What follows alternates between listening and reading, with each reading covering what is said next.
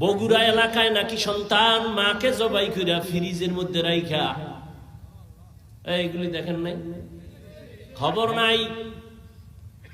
অথচ ছেলেটা এত সুন্দর চেহারাওয়ালা সন্তান, প্রথমে স্বীকার করে নাই, পুলিশ ধইরা, র‍্যাব ধইরা, সিসি ক্যামেরা দেখা এরপরে স্বীকার করছে, হ্যাঁ আমি আম্মারে মারছি। কে মারছো? আমি একটা মেয়ের সাথে প্রেম করি, তার মন রক্ষার জন্য টাকা লাগবে, আম্মাকে টাকা চাইছি, দেয় নাই।